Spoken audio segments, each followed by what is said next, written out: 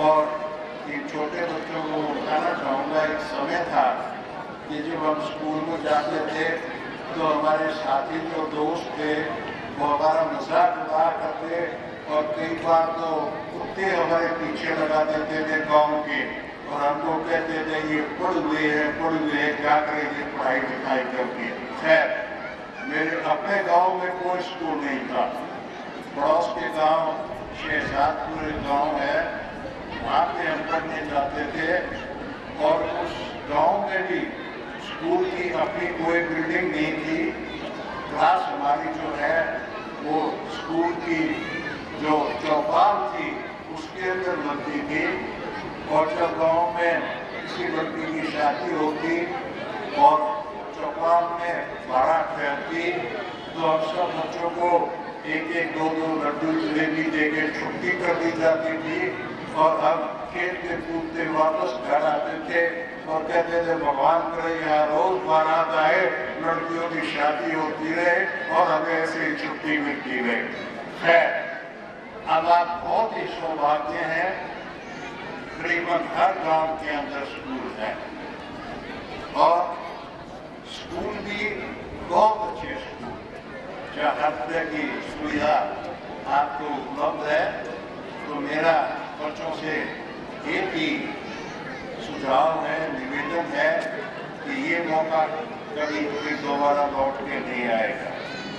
Make the most of the time. आपके पास जो समय है ये पढ़ाई लिखाई में ही लगाइए, खेल कूद भी करिए, परंतु पढ़ाई लिखाई खूब अच्छी तरह करिए। मुझे इस चीज़ का भी ज्ञान है कि इन दिनों बहुत सारी डिस्ट्रैक्शन भी हैं बच्चों के पास। हर एक की जेब में या हाथ में मोबाइल है, घर में टीवी है, और इनका क्या उपयोग या दुरुपयोग होता है ये आप बड़ी बातें जानते हैं। तो आप इनमें भी छोटा मोटा सोशल मीडिया है, उससे भी एक बार अच्छी बातें मिलती हैं सुनने को, देखने को, परंतु ज़्यादा समय आप पढ़ाई लिखाई और खेल कूद भी इसके साथ साथ करिए। मैं एक दो बात मैं इससे पहले जो कुछ कहूँ, जो नैना सिंह मेरे को बता रहे थे कि ये बिल्कुल अनपढ़ हैं।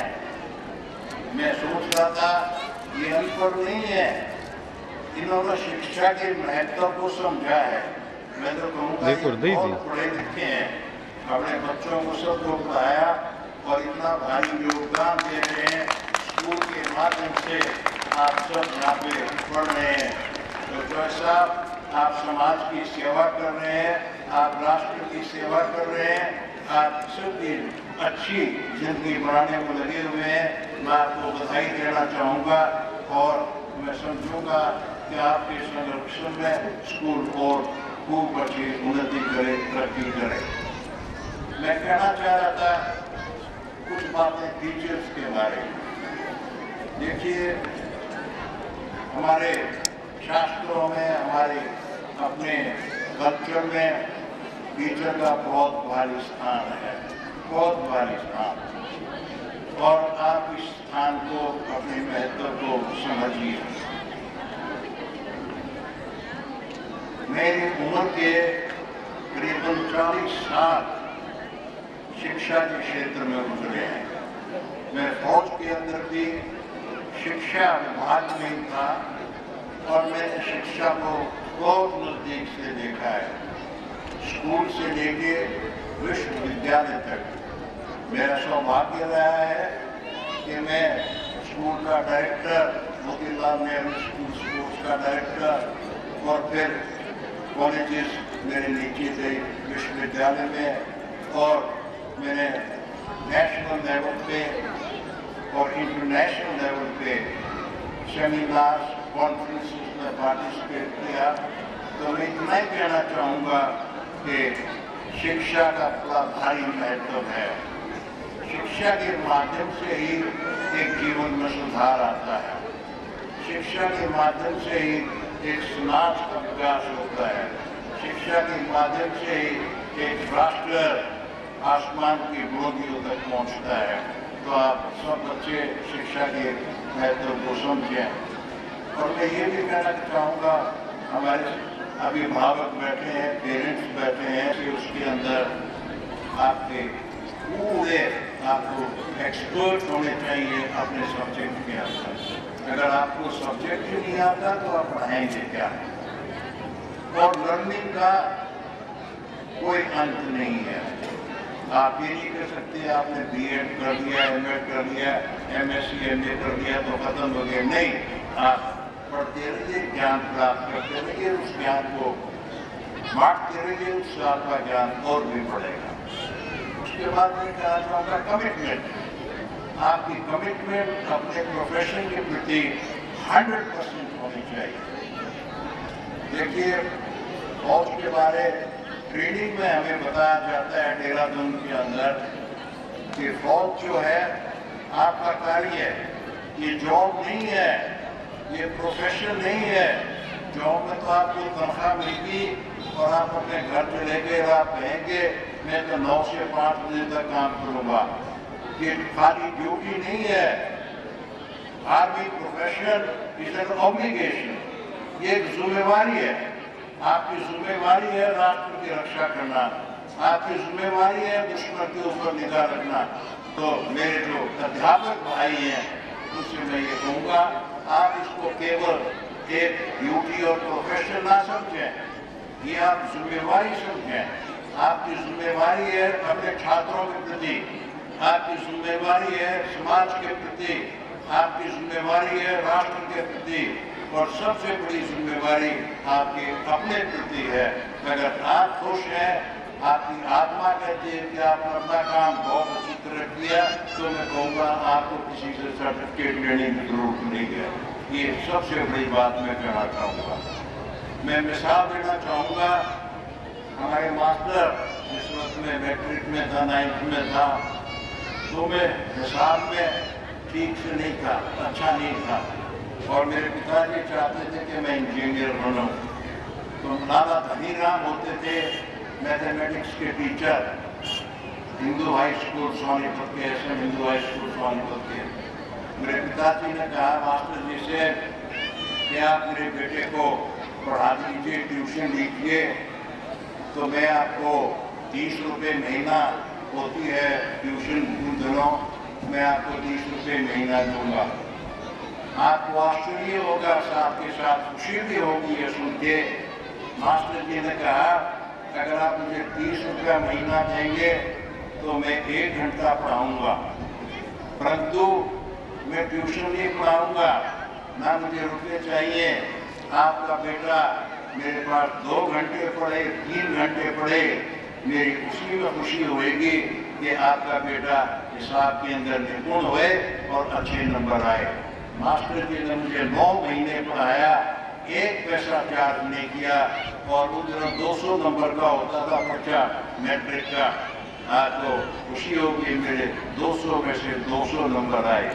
ये कमिटमेंट होती है एक टीचर की, ये लगन होती है एक टीचर की, ये जिम्मेवारी होती है एक टीचर की। आज के टीचर, मुझे कई बार दुख के साथ कहना पड़ता है, जिस वक्त में चेयरमैन था भिवानी बोर्ड का, तो बहुत ज़्यादा नकलबाजी होती थी स्कूलों में, और मैंने एक कैंपेन चलाई कि नकल अभिशाप है, ये बच्चों को खराब करती है। तो मैं स्कूलों में गया, बहुत सारे स्कूलों में, एक स्कूल के अंदर गया, सब बच्चे बैठे हुए थे जैसे आप बैठे हुए हैं, टीचर्स बैठे हुए थे। मैंने कहा मैं बच्चों से पूछना चाहूँगा नकल क्यों होती है। एक लड़की खड़ी हुई और उसने कहा सर नकल हमारी ये मास्टर नकल करवाते हैं, ये सिलेबस पूरा नहीं करते, ये अपने रिजल्ट को खराब नहीं होना देखना चाहते, ये हमारी नकल करवाते हैं। बड़ी शर्म आई मुझे सुन के इस बात को, और टीचर्स के भी सिर नीचे झुके और उन्होंने भी समझा कि वाकई हमारे बच्चों में इतना दम है कि वो कह सकते हैं सबके सामने के नकल हम करवाते हैं। मैं बच्चों से कहना चाहूँगा नकल एक बैसाखी है, जो बैसाखी के जरिए चलते हैं वो कभी जिंदगी में कामयाब नहीं होते। आप अपने दम पे मेहनत करें, अच्छे नंबर हासिल करें। आप दुनिया के अंदर बड़ा भारी कंपटीशन है, बेहद कंपटीशन। हमारे बच्चे पूरी मेहनत नहीं करते, मैं तो के साथ कहता हूँ। और खास तौर से जो सरकारी स्कूल हैं उनके अंदर तो पढ़ाई तकरीबन खत्म ही हो चुकी है। यहाँ तक कि जो मास्टर सरकारी स्कूलों में काम करते हैं अपने बच्चों को सरकारी स्कूल में नहीं डालते, वो आप जैसे स्कूल के अंदर आते हैं जो प्राइवेट स्कूल हैं, जिनको आजकल गलती से हम पब्लिक स्कूल भी कर देते हैं। खैर ये बातें मैं आपसे बार बार कहना चाहूँगा, बच्चों से, पेरेंट्स से, टीचर्स से ये अवसर का पूरा फायदा उठाएं जो आपके पास फैसिलिटीज़ हैं। और स्कूल के अंदर आजकल तो बड़े स्कूल भी 3 स्टार, 4 स्टार, 5 स्टार स्कूल्स हैं, एयर कंडीशन है, स्विमिंग पूल है। लेकिन मेरा ये मानना है बिल्डिंगों से स्कूल नहीं बनते, स्कूल टीचर से बनते हैं। स्कूल जो अच्छे अध्यापक हैं उनसे बनते हैं।